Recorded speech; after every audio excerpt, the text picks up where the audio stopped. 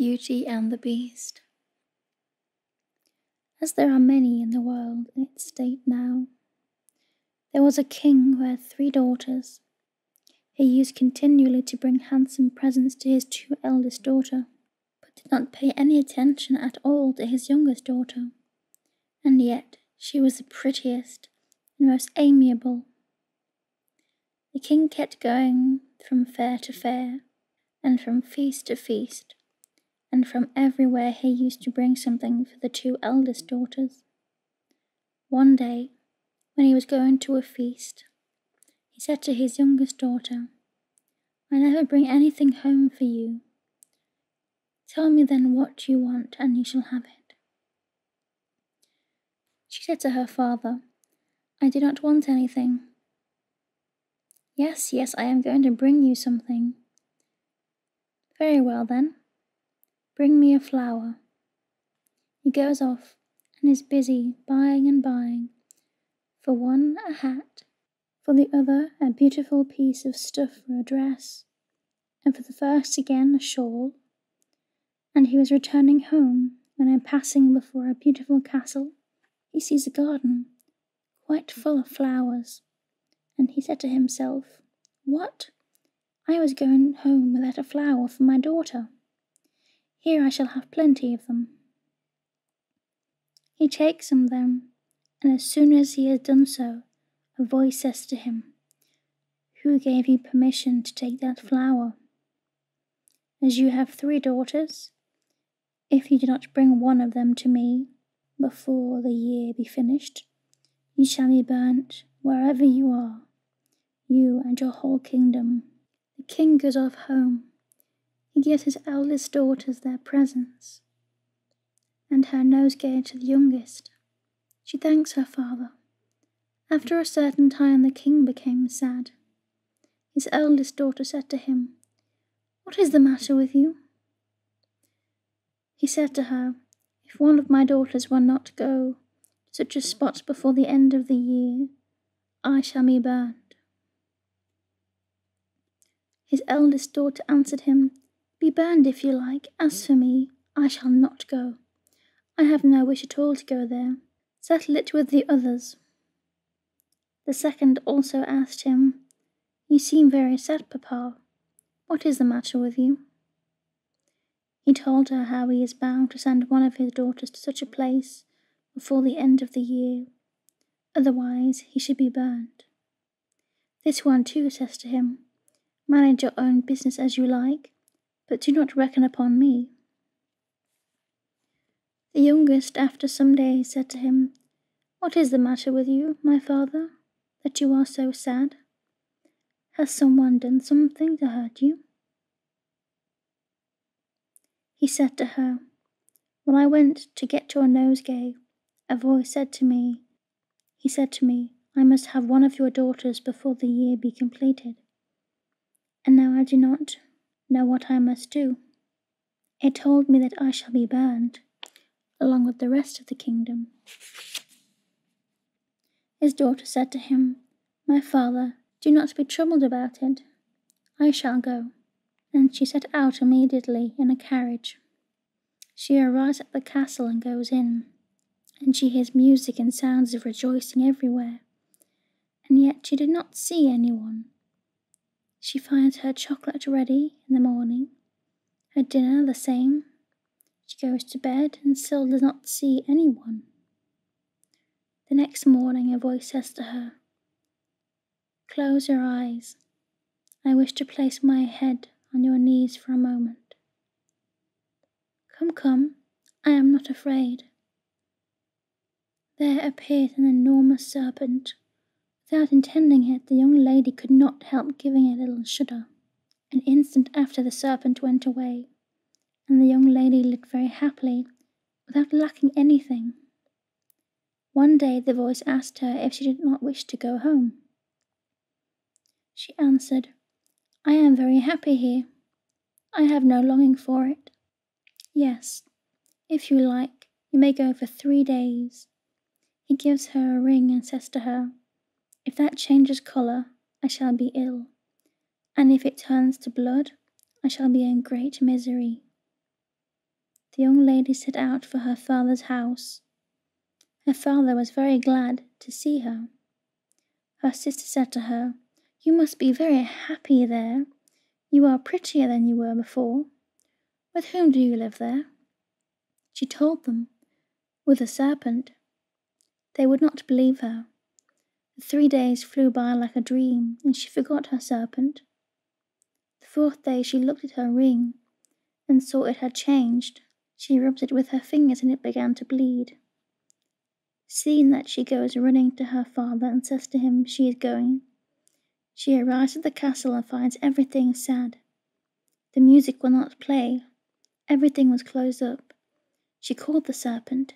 His name was Azor, and hers Fifine. She kept on calling and crying out to him, but Azor appeared nowhere. After having searched the whole house, after having taken off her shoes and going into the garden, and there too she cried out, she finds a corner of the earth in the garden quite frozen, and immediately she makes a great fire over this spot, and there Azor comes out and says to her, "You had forgotten me. If you had not made this fire, it would have been all up with me." Fifine said to him, "Yes, I had forgotten you, but the ring made me think of you." Azor said to her, "I knew what was going to happen. That is why I gave you the ring." And coming into the house, she finds it as before, all full of rejoicing. The music was playing on all sides. Some days after, Azor said to her, "You must marry me." Fifine gives no answer. He asked her again like that 3 times, and still she remained silent. The whole house became sad again. She has no more meals ready. Again, Azor asks her if she will marry him. Still, she does not answer, and she remains like that in darkness several days without eating anything. And she said to herself, "Whatever it shall cost me, I must say yes." When the serpent asked her again, "Will you marry me?" she answered, "Not with the serpent, but with the man." As soon as she had said that, the music began as before. Azor said to her that she must go to her father's house and get all things ready that are necessary, and they will marry the next day. The young lady goes as he told her. She said to her father that she is going to be married to the serpent tomorrow, and asks him if he will prepare everything for that. The father consents, but he is very vexed. Her sisters, too, ask her whom she is going to marry, and they are astounded at hearing that it is with the serpent. Fifine goes back again, and Azor says to her, "Which would you prefer? From the house to the church, serpent, or from the church to the house, serpent?" Fifine says, "From the house to the church, serpent." Azor says, "I too." A beautiful carriage comes to the door. The serpent gets in, and Fifine places herself at his side. And when they arrive at the king's house, the serpent says to her, "Shut the doors and the curtains, that nobody may see." Fifine says to him, "But they will see you as you get down." "No matter, shut them all the same."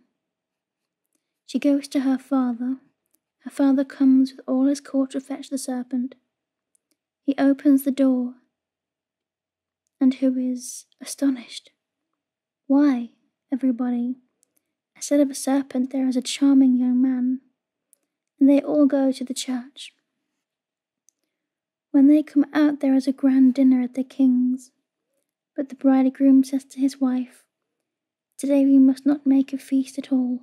We have great business to do in the house. We will come another day for the feast." She told that to her father, and they go on to their house. When they are come there, her husband brings her in the large basket of serpent skin and says to her, "You will make a great fire, and when you hear the first stroke of midnight, you will throw the serpent skin into the fire. That must be burnt up, and you must throw the ashes out of the window before the last stroke of 12. If you do not do that, I shall be wretched forever." The lady says to him, "Certainly, I will do everything I can to succeed." She begins before midnight to make the fire. As soon as she heard the first stroke, she throws a serpent skin on the fire, and it takes 2 spits and stirs on the fire, and moves about the skin and burns it, till 10 strokes have gone. Then she takes a shovel and throws the ashes outside, as the last 12th stroke is ending. Then a terrible voice says, "I curse your cleverness and what you have just done." At the same time her husband comes in. He did not know where he was for joy. He kisses her and does not know how to tell his wife what great good she has done him. "Now, I do not fear anything. If you had not done as I told you, I should have been enchanted for 21 years more. Now it is all over, and we will go at our ease tomorrow to your father's house for the wedding feast." They go the next day and enjoy themselves very much. They return to their palace to take away the handsomest things, because they did not wish to stop any more in that corner of the mountain. They load all their valuable things in carts and wagons, and go to live with the king. This young lady has 4 children, 2 boys and 2 girls, and as her sisters were very jealous of her, their father sent them out of the house. The king gave his crown to his son-in-law. He was already a son of a king. As they had lived well, they died well too.